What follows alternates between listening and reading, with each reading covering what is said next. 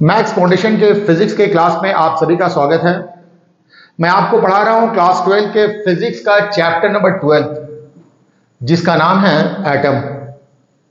और आज हम लोग इस चैप्टर का सेकंड टॉपिक स्टार्ट करने वाले हैं, जिस टॉपिक में हम लोग कुछ मैथमेटिकल कैलकुलेशन करेंगे, जिसमें सबसे पहला कैलकुलेशन आज हम बताएंगे आपको radius of Bohr's nth orbit के बारे में।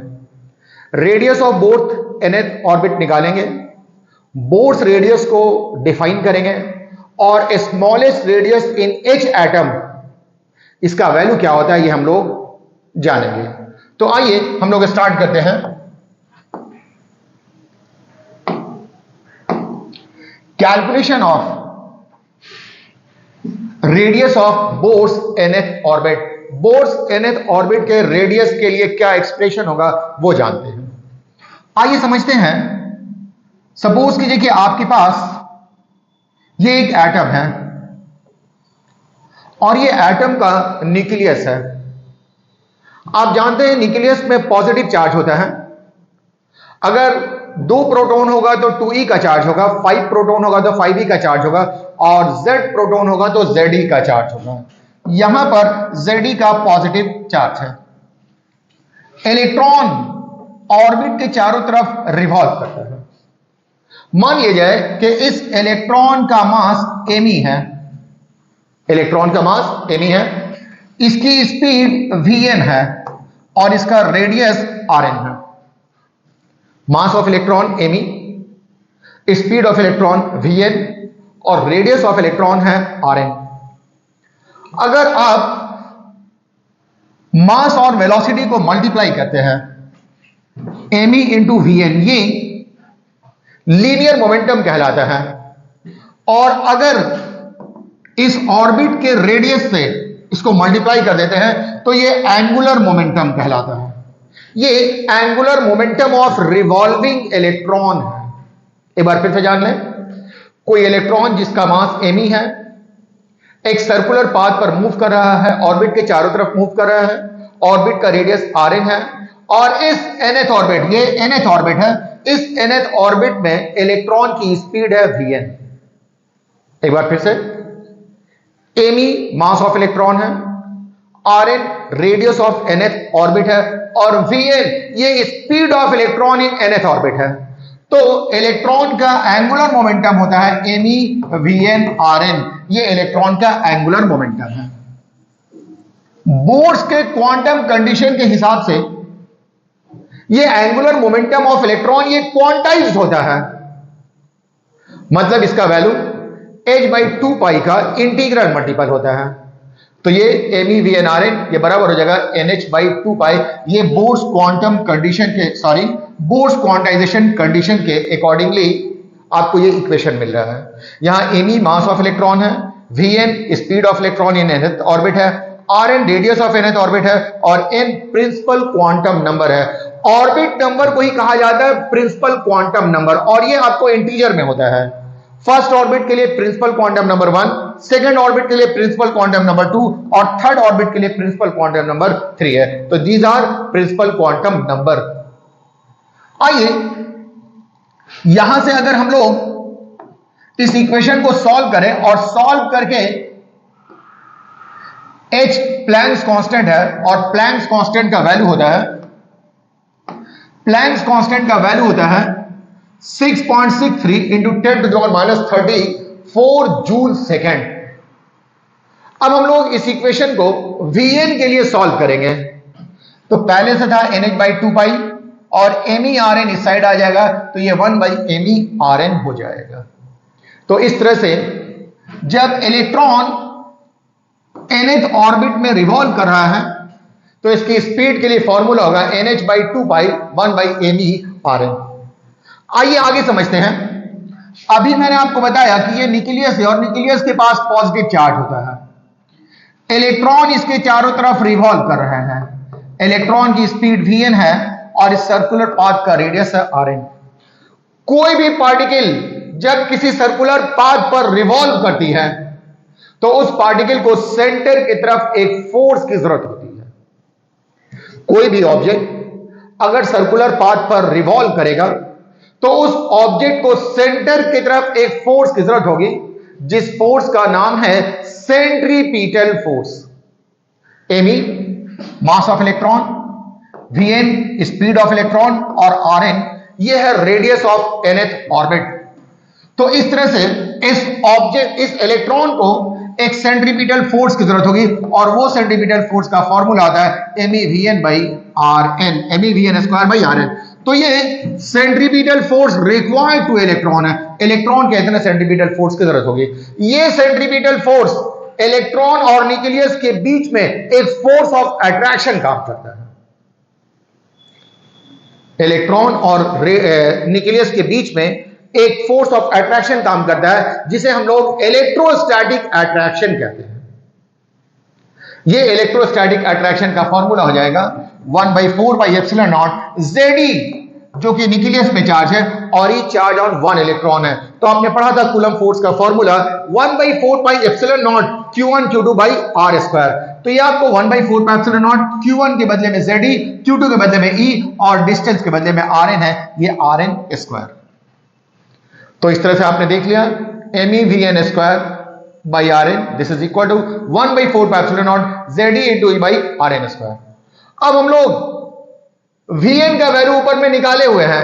Vn का वैल्यू है NH/2π 1/me RN। तो Vn के बदले में ये पुट कर दिया और हम लोग यहां पर इसका स्क्वायर लगा देंगे, क्योंकि स्क्वायर है MEVN स्क्वायर, तो ये स्क्वायर हो गया। अब आप देखेंगे स्क्वायर को हटाएंगे तो यहां पर n स्क्वायर h स्क्वायर आ जाएगा, यहां पर 2π का स्क्वायर है तो 4π स्क्वायर आ जाएगा, 1 का स्क्वायर 1 होगा, me स्क्वायर और ये RN स्क्वायर हो जाएगा। इधर कोई चेंज नहीं, इधर ऐसे ही रह जाएगा। फिर से देखें, Vn का वैल्यू है NH/2π इंटू 1/me RN। इस Vn के बदले में ये हम लोगों ने पुट कर दिया है और यहां पर स्क्वायर लगा दिया है। तो इस तरह से अब सिंप्लीफाई करेंगे तो n square h square by 4π square 1/me RN, me square RN square. अब आप देखिए कुछ कैंसिल हो जाएगा। यहां पर आप देखेंगे RN स्क्वायर और यहां भी RN स्क्वायर है, तो ये RN स्क्वायर कैंसिल हो जाएगा। यहां पर 4π स्क्वायर है और यहां पर 4π है, तो 4π कैंसिल हो जाएगा, यहां पर सिर्फ पाई बच जाएगा। उसके बाद आप देखें यहां me और यहां me स्क्वायर है, तो ये me कैंसिल हो जाएगा और सिर्फ यहां पर me बच जाएगा।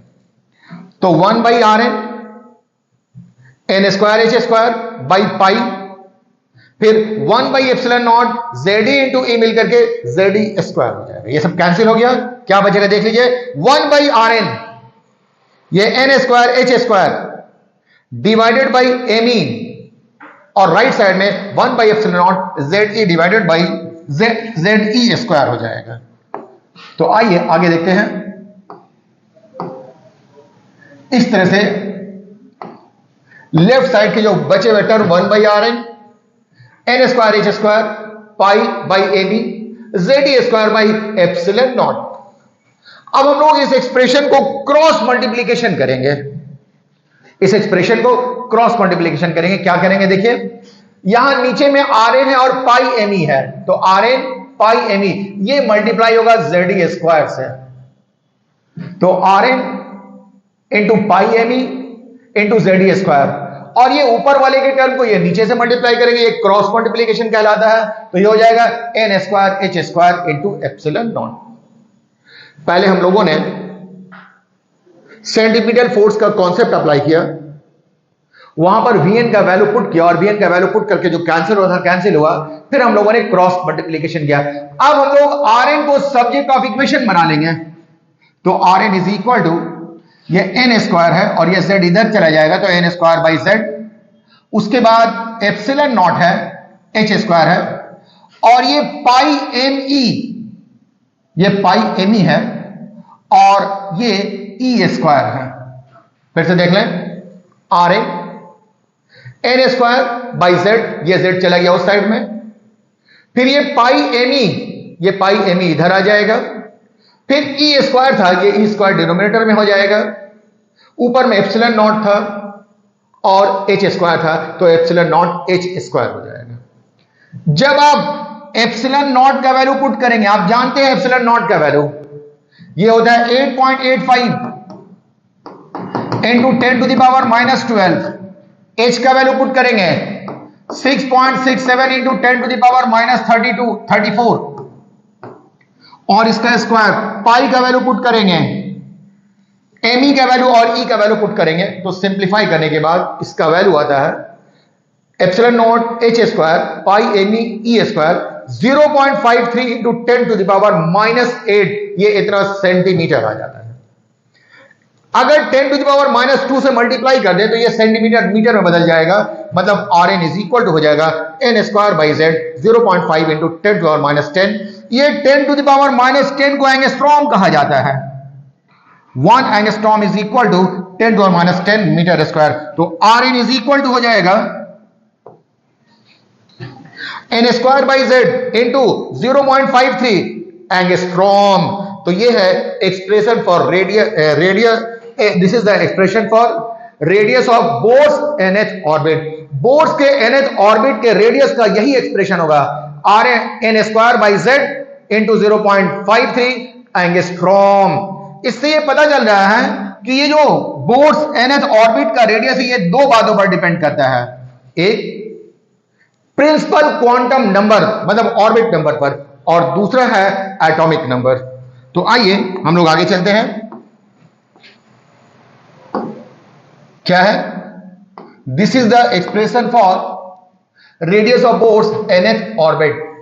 क्या कंक्लूजन निकल रहा है? We conclude that radius of Bohr's nth orbit depends on, पहला principal quantum number. Principal quantum number मतलब ऑर्बिट नंबर, और ये डायरेक्टली प्रोपोर्शनल होता है, R N directly proportional to N square है।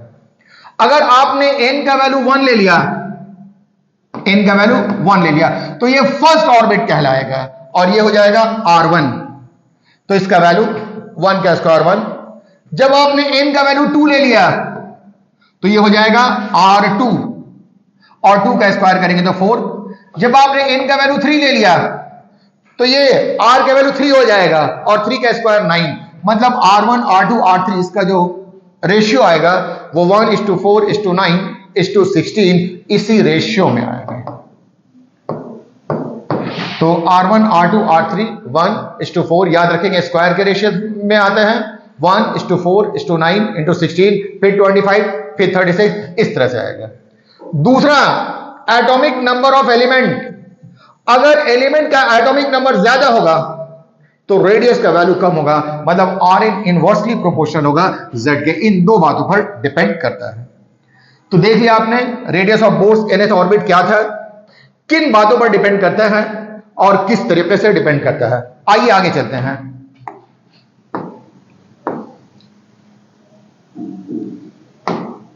अगर हम लोग हाइड्रोजन एटम ले लें तो हाइड्रोजन का एटॉमिक नंबर 1 होता है, मतलब Z का वैल्यू 1। और हम लोग इलेक्ट्रॉन को ग्राउंड स्टेट में लेते हैं, मतलब फर्स्ट ऑर्बिट में लेते हैं, तो n का वैल्यू हो जाएगा 1। फिर से बोल रहे हैं, अगर एटॉमिक नंबर 1 हो जाए और ऑर्बिट नंबर 1 हो जाए तो R1 का वैल्यू आ जाएगा 0.53 एंगस्ट्रॉम। और इस चीज को लिखा जाता है A0 से, और यही कहलाता है बोर्स रेडियस। 0.53 एंगस्ट्रॉम यानी R1 is equal to 0.53 into 10⁻⁻10 metre हो जाएगा। इस वैल्यू को कहा जाता है बोर्स रेडियस। बोर्स रेडियस, तो हम लोग यहां से बोर्स रेडियस को डिफाइन कर सकते हैं। बोर्स रेडियस क्या है? The mean distance from the nucleus to the first orbit of H atom. फिर से देखिए, ये न्यूक्लियस है और ये फर्स्ट ऑर्बिट है हाइड्रोजन एटम का। ये न्यूक्लियस है और ये फर्स्ट ऑर्बिट है। यहां से यहां के बीच का डिस्टेंस, ये मीन डिस्टेंस, न्यूक्लियस से first orbit of H atom के मीन डिस्टेंस को कहा जाता है Bohr's radius. The mean distance from the nucleus to the first orbit of H atom is called Bohr's radius. It's value is, इसका value अभी मैंने आपको दिखाया, epsilon nought A0 is equal to epsilon nought H square pi M E square 0.5 into 10 to the power, ये 0.53 0.53 into 10 to the power -10 metre हो जाएगा। 10 और -10 को एंगस्ट्रॉम से लिखा जाता है, इसलिए मैंने एंगस्ट्रॉम लिखा है। तो बोर्स रेडियस का जो ऑर्बिट होगा, बोर्स रेडियस का जो वैल्यू होगा वो 0.53 इंटू 10 टू द पावर -10 होगा। यहां से हम लोग को पता चल रहा है कि size of an atom is of the order of 10 to the power -10। Atom का साइज जो होता है वो 10 टू द पावर -10 मीटर के ऑर्डर में होता है। ये हमने आपको पहले ही क्लास में बताया भी था। आइए आगे चलते हैं। नेक्स्ट है calculation of smallest orbit in H atom. H atom में सबसे छोटा ऑर्बिट कौन सा होगा, सबसे छोटे ऑर्बिट का रेडियस क्या होगा, यह जानना चाहते हैं। सबसे पहले मैंने आपको radius of nth orbit in an atom मालूम किया, फिर बोर्स रेडियस मालूम किया। अब smallest orbit in H atom ये क्या होगा ये मालूम करेंगे। तो अभी हम लोगों ने Rn का फॉर्मूला लिखा था, Rn is equal to n square by Z into epsilon not H square pi M E square होगा। For H atom, H atom के लिए z का वैल्यू 1 होता है, मतलब एच एटम का एटॉमिक नंबर 1 होता है। तो इस एक्सप्रेशन में z के बदले हम लोग 1 पुट कर देंगे, तो n square by 1। Epsilon not का वैल्यू 8.85 इंटू 10⁻12, h का वैल्यू 6.63 इंटू 10⁻23, इसका स्क्वायर हो जाएगा। ये स्क्वायर है 6.63 इंटू 10⁻3, इसका स्क्वायर हो जाएगा। पाई z का वैल्यू 1 ले लिया है, पाई का value 3.14। E m e mass of electron ये होता है 9.1 इंटू 10⁻31 kg। उसके बाद ई चार्ज ऑन इलेक्ट्रॉन ये होता है 1.6 इंटू 10⁻19 कूलम, इसका स्क्वायर है। इन सभी वैल्यूज को आप पुट करेंगे और पुट करके देखेंगे तो आपको मिलेगा n square is equal to 0.53 into 10 to the power -3। अब जब n का वैल्यू स्मॉलेस्ट होगा, n का वैल्यू स्मॉलेस्ट होगा तो r का भी वैल्यू स्मॉलेस्ट हो जाएगा। तो अगर आप n का स्मॉलेस्ट वैल्यू 1 ले लेंगे, n का जो स्मॉलेस्ट वैल्यू होगा वो 1 होगा। For smallest radius n is equal to 1, तो r1 इज इक्वल टू हो जाएगा 1 इंटू 0.53, इतना मतलब r1 is equal to 0.5 into 10⁻10 metre.